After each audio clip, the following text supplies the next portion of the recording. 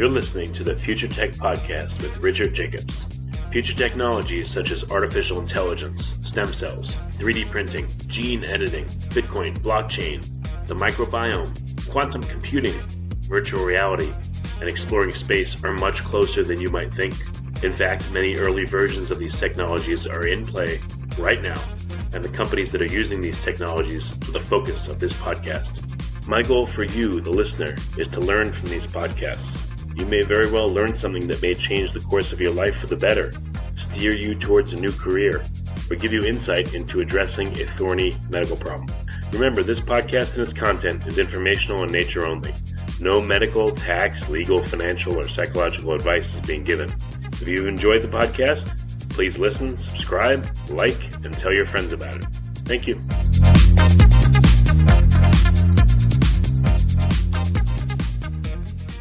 Hello, this is Richard Jacobs with the Future Tech and Future Tech Health podcast.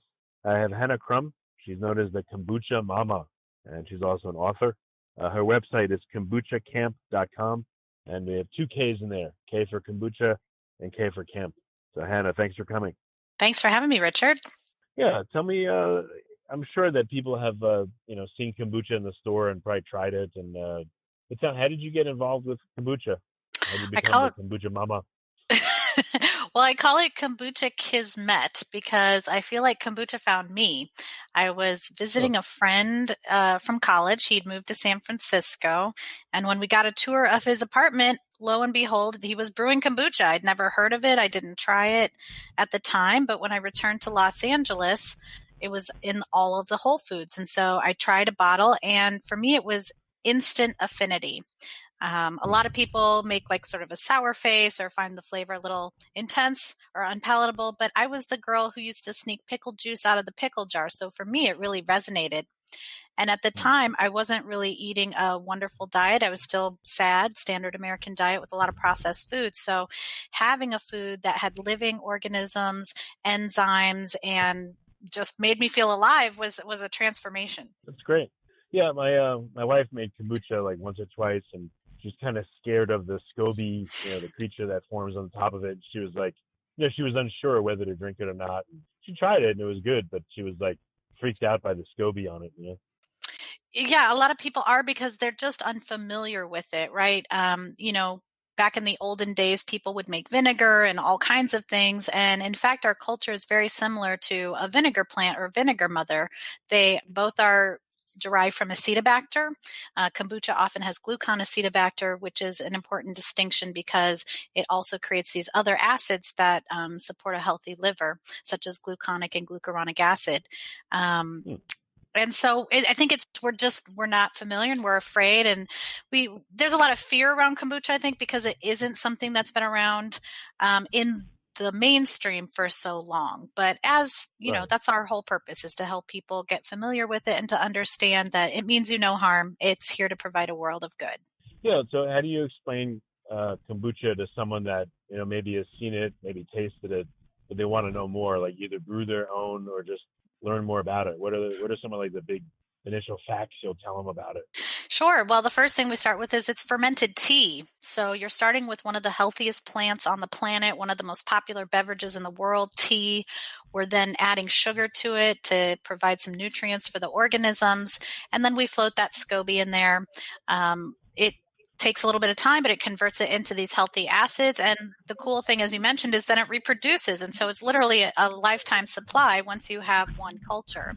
It's really difficult to contaminate, as much as people may have heard horror stories here and there. It's a food just like any other. So how do we know a food is not appropriate to consume?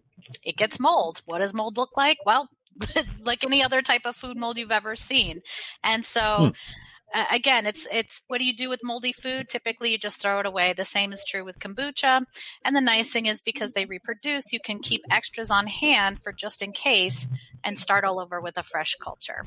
So, all right. So the question is, if kombucha is good or bad, and if it's sitting there on top of your fridge or in your fridge, and you look at it, what are some ways to know if it's safe to drink or not? And are they obvious?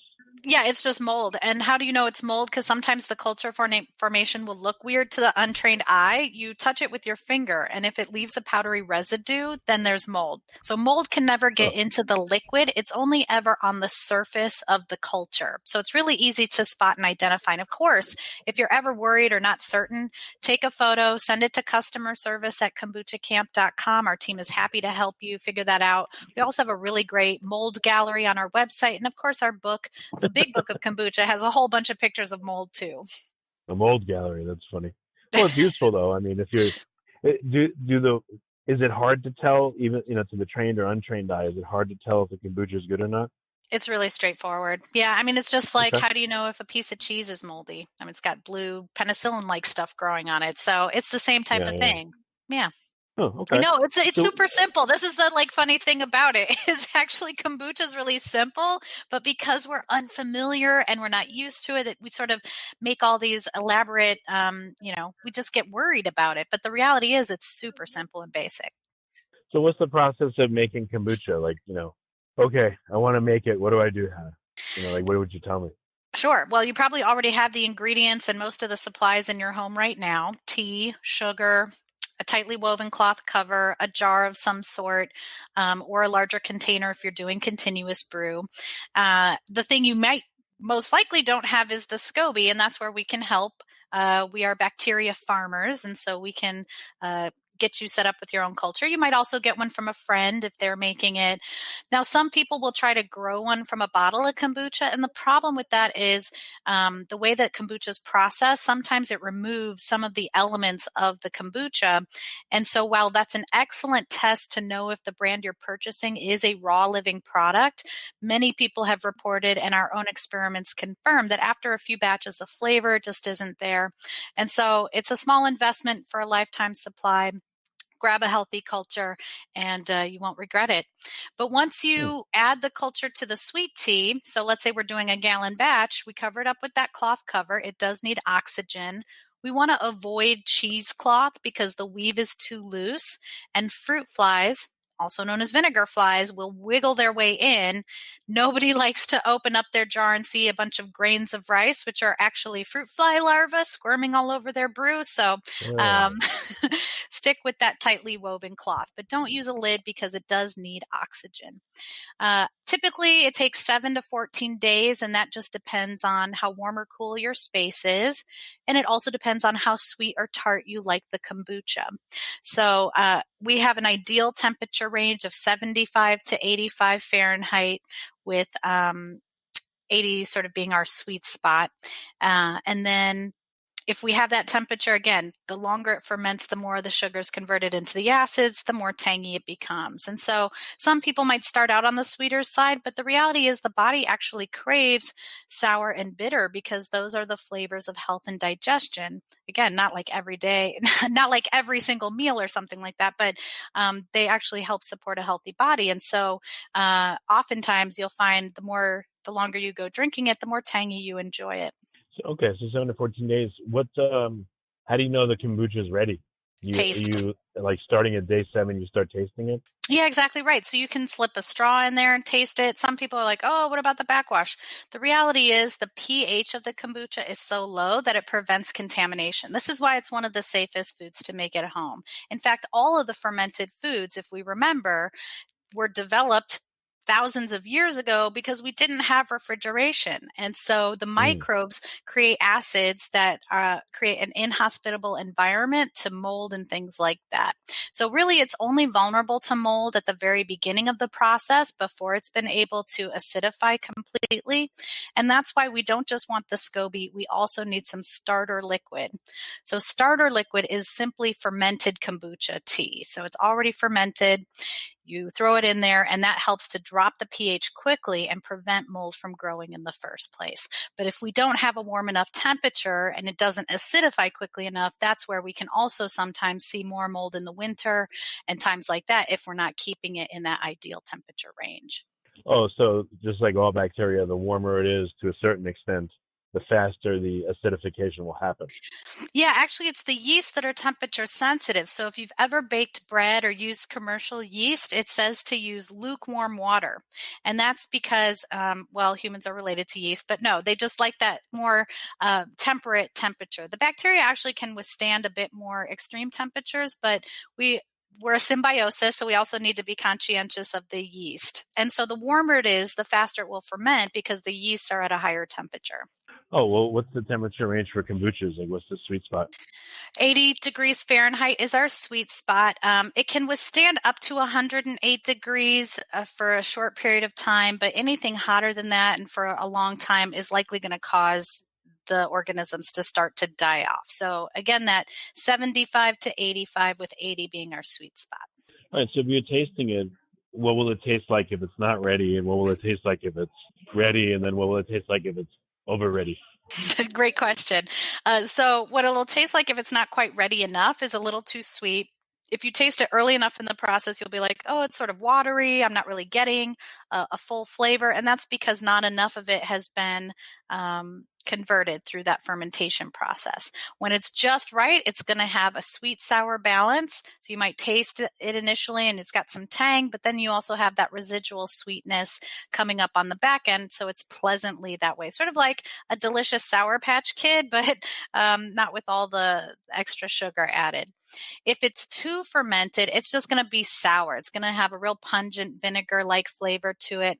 Now, that doesn't mean it's bad or spoiled or ruined. It just means we don't like the flavor. And so that's sort of the interesting thing about kombucha is it never technically goes bad. We just might not enjoy the flavor. But if it is over fermented, what we do is we can add some water, dilute it. It drops the pH a little bit, sort of like adding an ice cube to a glass of scotch where it's just going to shift the flavor profile, open it up a little bit. You could also add juice or even a little bit of sugar like you would to iced tea to sweeten it up in the moment. But if you don't want to do that, there's also loads of uses for kombucha vinegar: salad dressing, marinade, hair tonic, facial toner. And even if you decide to pour it down the drain, hey, guess what clears out drains? Acid. So just like it's clearing out your pipes inside, it can also help clear out the pipes in your sink as well. So we think of kombucha as sort of a snout to tail, nothing ever goes to waste from it. That's cool. Interesting. What about, I mean, in the store, I see there's all these flavors. Can you add flavor whenever you want, or it has to be done at the beginning? Like, how does that work? Yeah, so flavoring is really fun. Back in the 80s, I think everybody drank it as this really sour vinegar juice and didn't add many flavors. But as it became a commercial product, people started infusing flavor into it. And so typically we're going to flavor in what we call the secondary phase. So our primary fermentation is the tea sugar SCOBY. Once it has that sort of sweet sour balance we enjoy, now we're going to add some fresh fruit pieces or herbs or ginger, whatever it is that you like. And of course, there's so many formats. So you could have juice, you could have puree, you could have pieces of fruit. So there's lots of variety. And our book has 260 flavor inspirations. So if you're just not sure where to begin, we give you lots of ideas. And of course, there's some flavoring suggestions on our blog as well. But in that secondary phase, we infuse it with those flavors. And then how long we leave that in just sort of depends on your fermentation process. So for most people, they're going to infuse it with the flavoring, leave it at room temperature for a couple of days, and then put it into the refrigerator and start drinking it. Our process is a little bit different in that we harvest it when it's still a little sweeter. We then flavor for 2 to 3 days. We strain that out, put it into bottles, and then let it bottle age at sort of a cooler temperature, but not the fridge, somewhere between 65 and 75 degrees for a couple of weeks to allow an additional third fermentation process to occur. It dries up nicely in the bottle. It's not as sour and really extracts a lot of great flavor and nutrition that way. And that process is described in our book. But most people can't wait to drink their kombuchas, and they don't have the patience for it. We've been doing this a long time and have built up a supply where that timing really works for us. Well, it sounds like, I don't know, can you use different teas, different amounts of sugar, different sugar blends, different other ancillary things like different fruits? I mean, it seems like you can modulate this thing thousands of different ways, right? It's flexible technology, as we say. Sort of once you learn the parameters of having a healthy culture and what that looks like, you really can do, the sky's the limit. I mean, we're seeing kombucha that's made with coffee instead of tea, or yerba mate and other things like that in primary as opposed to a flavoring. You also have people making kombucha with maple syrup and other types of sweeteners. Now, of course, switching those elements up is going to change the flavor profile as well as the fermentation time. And our book sort of dives into more of the ways you can do that. But yeah, you literally, you can play with it so many different ways. And the fun thing is because it reproduces with every batch, you have plenty of extra cultures that you can set up experiments. And also because it's a vinegar, it's going to extract whatever nutritional elements it can from what you're infusing into it. So if you're familiar with herbs for specific ailments, you can put that right into your booch, and now you're getting those benefits as well. And with kombucha, less is more, right? So some people are like, oh, I want to put a whole bunch of juice in here. Well, you'll end up making it more sour and causing bottle bombs, which is something you want to be conscientious of. Basically what happens is that the yeast start re-fermenting whatever sort of sugar source you're putting back into the bottle. And when you're in a tightly closed bottle, that's what helps to hold the fizz. I think the thing to remember is, like with sodas and things you buy at the store, they're forcing air into the liquid, and that liquid's those bubbles are going to stay there regardless of temperature. With kombucha, because the effervescence is coming from the organisms, from the yeast, sometimes when we put it in the fridge, the fizz will minimize. And sometimes if we leave it out too long, and especially in the summer, it could get too hot. And if there's no way for that gas to release, it can potentially explode. So we always advise, especially in the summer, keeping bottles in some sort of cooler or box if you don't have enough room in the fridge, in order to minimize the impact of that should that happen. And then you'll also see people with geysers where they'll like spray their ceiling with a bunch of fruit and make a pretty new ceiling for themselves, or all over their clothes. And so we do also recommend opening with caution over the sink in order to prevent redecorating your whole home. Have you seen that, let's say a naturopath or, I don't know, certain doctors have decided to use kombucha as a medium for, a vast amount of nutrition or, herb therapies? Have you seen anyone do that? Well, I mean, I think that what's great about naturopaths is they're more likely to offer that as a solution for folks who may be struggling with digestive issues or with heartburn. My husband, he struggled with heartburn and was on medication for it. And once he started drinking kombucha on a regular basis, within 2 weeks, he never needed to go back to his medication. So it's really excellent to see that people are waking up to the fact that this can be something that goes to a root cause, and instead of necessarily, needing pills to do all the work to manage symptoms, it can help alleviate the root cause. Well, I've heard this with yogurt, because they want to make profit. The yogurts that you'll buy in a store are, they have just enough bacteria to be called yogurt, but if you make it at home, it's got a lot more. Is the same true with kombucha? Like, if I buy kombucha off the shelf in a store, what do you estimate its bacterial amount will be versus when I make it home?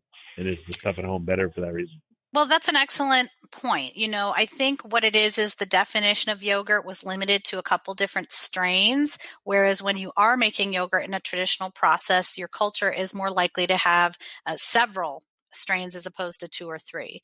With kombucha, and this is where I'm also president and co-founder of Kombucha Brewers International, which is the trade association representing all commercial kombucha around the world. And we're sort of, at this crossroads where processed food companies, Pepsi bought KeVita, there's investment from Coca-Cola, they're starting to enter the marketplace because they see there's a great opportunity here. And so some brands aren't necessarily even fermenting kombucha. They might be using a concentrate. It might be pasteurized. They might be putting different strains of probiotics into those bottles. And that's where reading the labels is really helpful. But there is also a whole host of producers. A lot of them are small family businesses, and they are still using cultures and working with it in an authentic way. And so that's where a great test to see, as I mentioned earlier, if your product is that raw living product, pour a little in a glass, let it sit there. I know, sacrifice. But if it grows a SCOBY, then you know that it's going to be a more robust dynamic fermentation than something coming from a concentrate. Now, it isn't to say that those concentrate-based products aren't good for people and don't have a value. They're certainly going to be better than a sugar-laden soda or a chemical-laden energy drink, but they may not have that same, as we mentioned earlier, that same sort of diversity as you're going to find in a traditional homebrew kombucha. Yeah, have you found just anecdotally that homebrew stuff is a lot more powerful or effective than stuff on the store, or is there Definitely. no clear-cut line?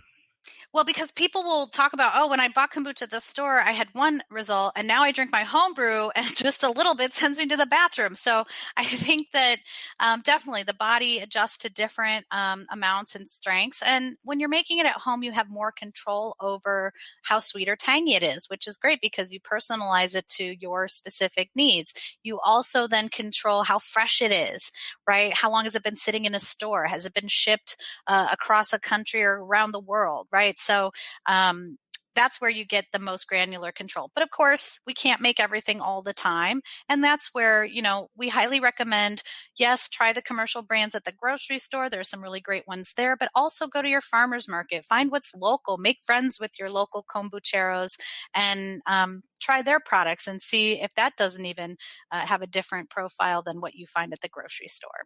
Yeah, I've seen in the store in terms of just sugar content, like I don't know. I mean, some of them seem to be adding a lot of sugar. I've seen like an 8-ounce serving, anywhere from like 2 grams of sugar to like 15 or more. Well, and this is the confusing thing. So according to FDA rules, all of the sugar remaining after fermentation is called added sugar. And added sugar doesn't break it down from sucrose, fructose, and glucose, because often what's happening is that sucrose, which is a disaccharide and is harder for your body to process, is being split into those smaller sugars, which has a lower glycemic impact on the body. But all it says on the label is sugars. And so as the consumer, you don't know what it is you're looking at. And it's the teaspoon of sugar that helps the medicine go down. And so I personally think that it's okay to have a slightly higher sugar grams on your kombucha because it's helping you to absorb all of those great acids. We get too caught up on the numbers, and I think it's because there's a benefit to selling chemical sugar products that get you addicted that have no calories. And so the sugar grams are low, but they're actually not really great for your body. What about, I'm not asking you to be a doctor or anything, but what if you have a certain condition, like you said, your husband had heartburn, or what if you have like irritable bowel syndrome, or whatever condition? How do you even find out if kombucha will help you besides just drinking it? And how do you find out how to modulate it so that it may work for you better? Like, where would you look to even figure that out? Yeah, absolutely. There's quite a bit of research on kombucha, as much as people say there aren't human trials. I mean, I would posit the human trials are human beings have been consuming it for thousands of years, and here is what they've reported it helps them with. We're just barely starting some sort of human trials in terms of validating for specific ailments. What we do know is because it's a food, right? How many trials do we have on asparagus and broccoli and things like that, right? Most of the time you're eating those foods for a specific reason. They make you feel a certain way. Same with kombucha, right? We know the elements of tea. There's actually been quite a few studies done on rats. They've been done in vitro. They've been done in vivo. And, a lot of what we see out of that research is it can have, can help lower cholesterol, can help with diabetes. And so, again, we're not making any health claims about these products, but that's what food does, right? Food provides nutrients and it helps support a healthy body. And you can also look at the benefits of vinegar and how that also has cholesterol lowering properties and things like that. So using our logical brain and reading some of this information, a lot of which is in our book, the Big Book of Kombucha, and we're launching a research database with Kombucha Brewers International. So part of our education outreach is going to be through a compilation of all of these research papers. So anyone can come, type in an ailment, type in an ingredient, and see what information has already been put out there about kombucha.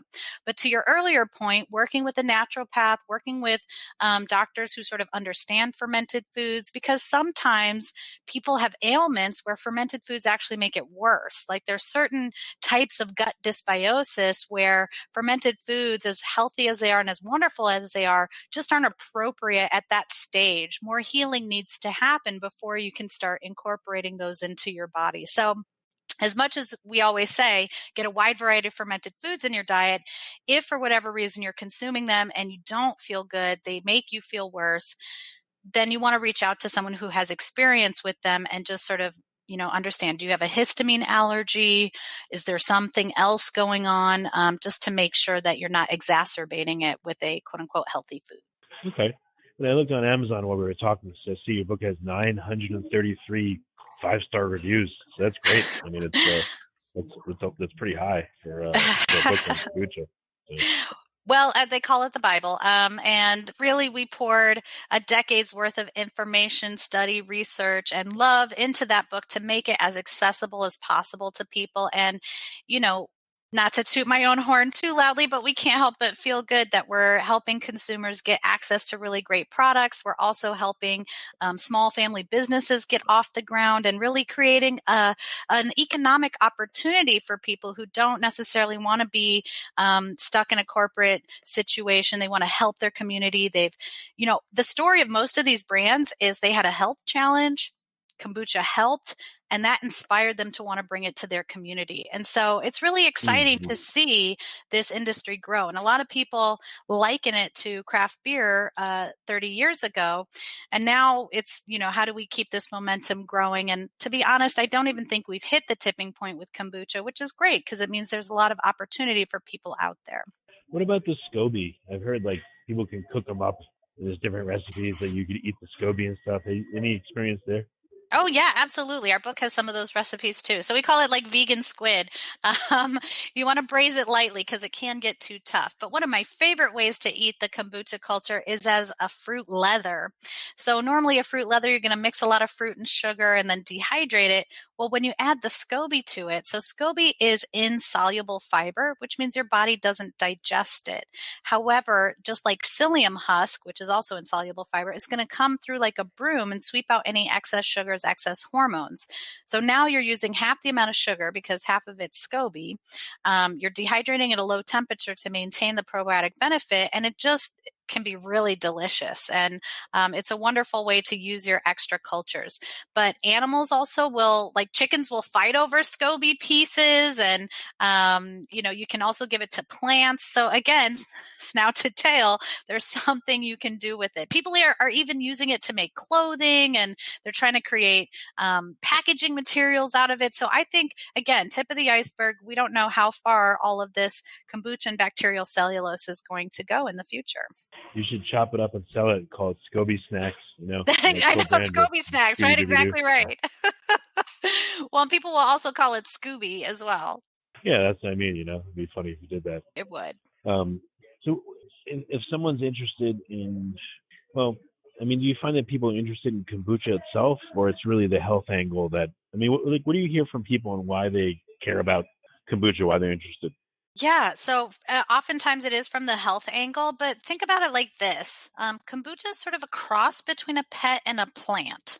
No, it's not going to wiggle out of the jar and come sit on your lap, but it is alive. And I think people get really connected to their cultures, and everything is energy and has energy, and microbes live in our body and on our body. And there's ways that they communicate that we don't fully understand. So I call that magic. When there's something happening that human beings haven't totally figured out yet, right? That's magic. So there's like a magic in the way that the microbes communicate, that they work with you. And I think that people really appreciate having that relationship with something that they feel really supports their health and makes them feel better. And so whether they're buying it at the store or they're making it themselves, you find all kinds of people, and even there are brands of kombucha that highlight, they're using sacred geometry, or they're playing special music or tones with it, or they paint the walls purple, whatever it might be. Like, there really is this sort of relationship that you have with kombucha that maybe you don't have with a block of cheese or a loaf of bread, although you certainly could, because both of those are fermented as well. But people just really they think of them sort of as like part of the family eventually. Well, what are some uses of kombucha that surprised you? Does anyone like soak their feet in it? Yes. I don't know. Does anyone, put it in like a humidifier or a vaporizer and breathe in the vapors? Like, have you heard of anything like this? I haven't heard of the vaporizing one, but definitely as a foot soak, because the feet can release toxins, and that's sort of what kombucha does. Those acids that it creates, they bond to toxic molecules. And so then your liver secretes them through hydrolysis or going pee, right? And so it's important we drink water with kombucha, because that's going to help our bodies to flush. But our body can release toxins in a lot of different ways. I mean, sort of a future dream of mine is to create a kombucha spa where you can have a wide variety of treatments using kombucha beauty products or the scobies themselves. We sell a kombucha soap that a friend of mine's been making for years, and it leaves your skin super soft. It doesn't dry it out. And so I also make clay masks, and you can put a SCOBY on your face. It won't suck out your brains, I promise, or maybe it already did. It's too late. But really, what it'll do is it pulls circulation to the surface of your skin, sloughs off dead skin cells, but it's a gentle acid, right? So vinegar is a 4 to 8% acetic acid solution. Kombucha is more 0.5% to 1%. So it's really mild and really great to use on the skin, and can have a really positive benefit to, again, creating more circulation, which brings more oxygen, which creates new skin cells. And so there's a lot of different uses for kombucha topically. Folks with eczema or other types of issues have also used it successfully to reduce inflammation. So what's the best way, or the way that you see works best? Or like, do you have a YouTube channel, videos? Should they just read the book? Like, what have you found is the easiest onboard to learning about kombucha and drinking it and using it? Absolutely. Well, I would say go to our website and sign up for our free ebook. That's going to give you an email a day for 5 days. So it's a nice way to just sort of gently ease yourself into it. Of course, you can go crazy and read every post on the website if you like. If you're not ready to buy the book, you can check it out from your library if it isn't on a hold list. But yeah, any of those methods are going to be a great way to learn about it. But definitely sign up for the ebook. And then, of course, our YouTube channel has videos. We're working on some new videos that'll come out this fall. So we try to give you lots of ways to learn about kombucha and make it simple. We answer every email. We're a small family business, so I do all the phone orders. So if you're not sure what to order, you can call me and I can very quickly guide you to what works for you. Our motto is trust your gut. And so we're really about helping you to make that decision that's going to support your health.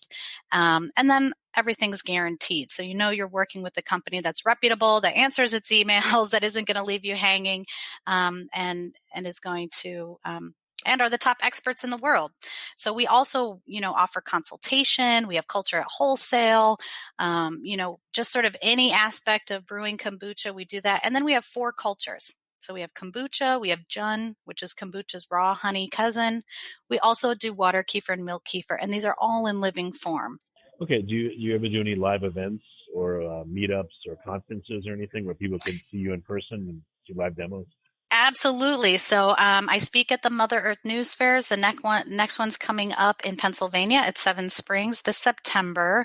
And then I travel all over the world. So our book is coming out in Spanish. I'll be in Spain in October to do some book events in Barcelona. And then with the Trade Association, we're going to Berlin, doing a kombucha summit there, a members meeting. And yes, I travel quite a bit throughout the year to a variety of different health conferences, and you can find those events listed on our website. Okay, that's great. Well, Hannah, I really appreciate you coming, and you're doing good things. So thank you for being on the podcast. Oh, thank you, Richard. I appreciate the opportunity to connect with you and your guests.